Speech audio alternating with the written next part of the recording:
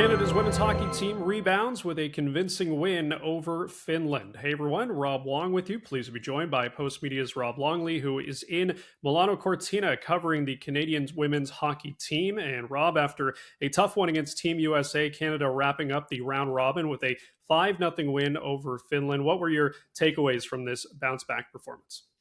Yeah, it was a nice bounce back, Rob, and they really needed it. They needed to erase the memories of the 5-0 loss to the Americans, and that wasn't ever going to be easy to do.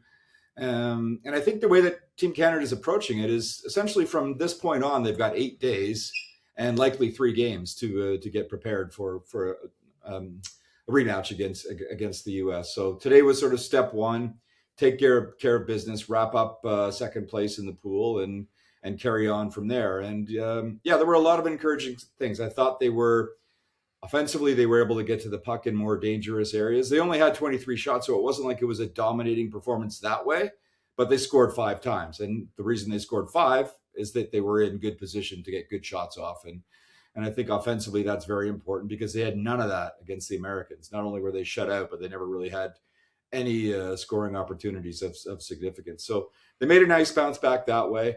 I thought there was good energy, especially after the first period. And I thought they built momentum as the game went along. So, yeah, important for them to get back on the right track. And now they've got the quarterfinal date set with Germany on Saturday, and they can continue to build for the inevitable showdown a week from today for the gold medal.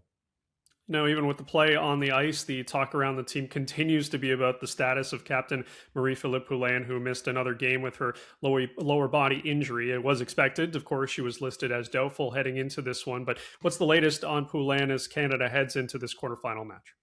Yeah, some good news with Captain Clutch, Rob. She was on the ice for a morning skate this morning with some coaches and some medical people, and by all accounts, that went very well. I asked Troy Ryan if it was a gold medal game today, whether she would be in the lineup, and he just kind of smiled and chose not to answer it. So I think there is some discussion that she could be available for the quarterfinal on Saturday.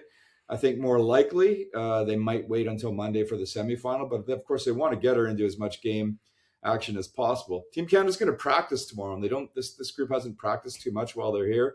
And I expect that she'll be on the ice and maybe giving that lower body injury a more stout test than what she did today. And if all systems are go, then she could be in the lineup on Saturday, which would be a huge step forward for this team because, I mean, they missed more than her in that American game. Let's be honest. I mean, they were destroyed.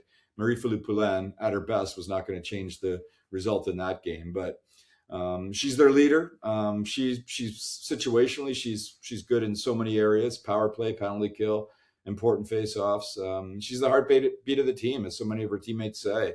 So just having her back for the run through the playoffs would be massive for them, and a good step towards at least being competitive should they meet the Americans again, because they were not competitive in any way 2 nights ago.